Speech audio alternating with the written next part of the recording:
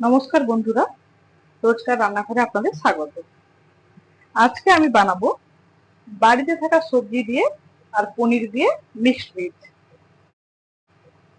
যার জন্য আমি নিয়ে নিয়েছি আলু, গাজর, ক্যাপসিকাম।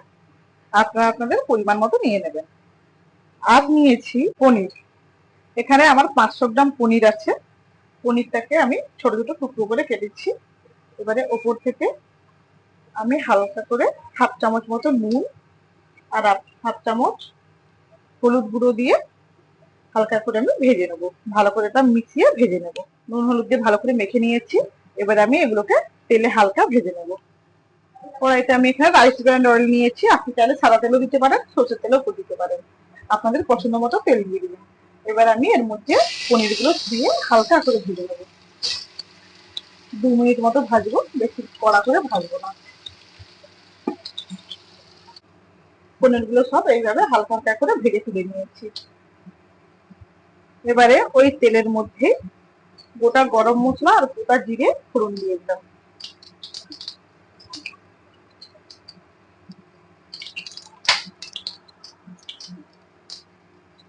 এলাচগুলোর মুখগুলো একটু ফাটিয়ে দেবেন, না হলে কিন্তু খুব ফাটবে, তেল ছিটকে যায়।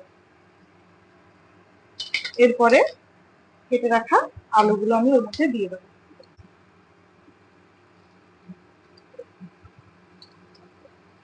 আর কেটে রাখা গাজরগুলো আমি দিয়ে দেবো।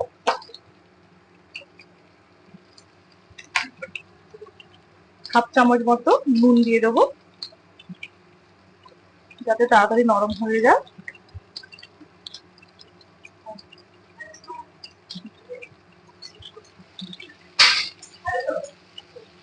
ভালো করে মিশিয়ে নিয়ে ঢাকা দিয়ে ভাজতে থাকবো আলুটা আর গাজরটা।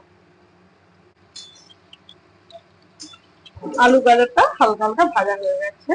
এর মধ্যে আমি ক্যাপসিকাম গুলো দিয়ে দেবো। ক্যাপসিকাম গুলোকে বেশি ভাজতে হবে না, 1 মিনিট মতো নাড়িয়ে নিলেই হয়ে যাবে ক্যাপসিকামটা ভাজা।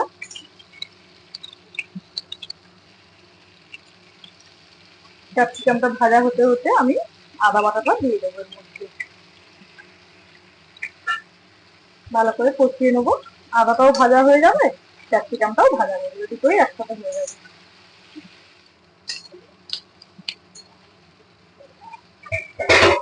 আদাটা ভাজা ভাজা হয়ে গেছে। এর মধ্যে আমি দিয়ে দেবো এবারে হলুদ গুঁড়ো হাফ চামচ দিয়ে দেবো। লঙ্কা গুঁড়ো অল্প দেবো, আপনারা স্বাদ মতো দেবেন। যেহেতু 4টে কাঁচা লঙ্কা দেওয়া আছে, তাই হাফ চামচ মতো লঙ্কার গুঁড়ো দিলাম। আর সাথে বেটে রাখা মশলাটাও দিয়ে দিলাম। ভালো করে নাড়িয়ে নেবো যতক্ষণ না তেল বেরোয় মশলা থেকে, কষাতে থাকবো এটা। মিক্সি ধোয়া জলটাও দিয়ে দিলাম। ভালোভাবে নাড়িয়ে নেবো। ভালো করে কষানো হয়ে গেছে। এর মধ্যে আমি পনির গুলো মিশিয়ে দেবো।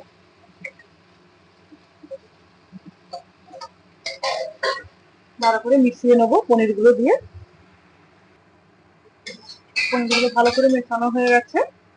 এবারে স্বাদ অনুযায়ী লবণ দিয়ে দেবো।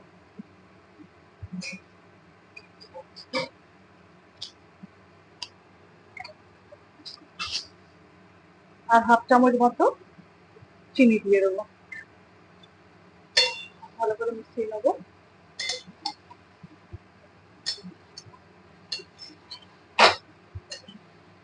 এবারে এর মধ্যে গরম জল দিয়ে দেবো। উষ্ণ উষ্ণ গরম জল আমি দিয়ে দেবো।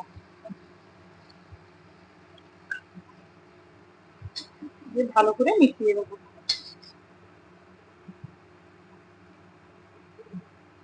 একটু মাখা মাখা হবে, আর একটু মনে হচ্ছে জল দিতে হবে, আলুগুলো সেদ্ধ হবে।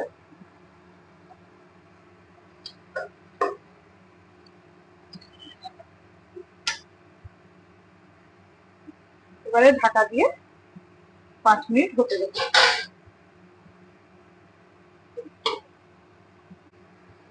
5 মিনিট পরে ঢাকনাটা খুলে দেখবো কেমন হয়েছে।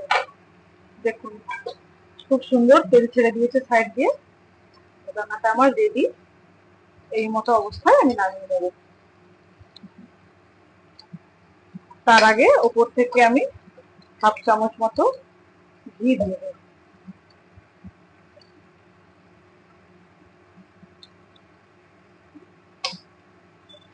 যেহেতু নিরামিষ রান্না, একটুখানি ঘি দিলে টেস্টও খুব ভালো হয়। গ্যাসটা করে বন্ধ করে দেবো। হয়ে গেছে, ঝোলটা ফুটে উঠেছে। আমি কসুরি মেথি দিতে ভুলে গেছিলাম, আপনারা একটু দিয়ে দেবেন। ওটাই উপর থেকে একটু কসুরি মেথি ছড়িয়ে দিচ্ছি। মিশিয়ে নিয়েছি, এবারে ঢেকে আমি 4 মিনিট মতো ফুটতে দেবো। রেডি পনিরের মিক্সড ভেজ। সবাই খেয়ে বলবেন কেমন হয়েছে।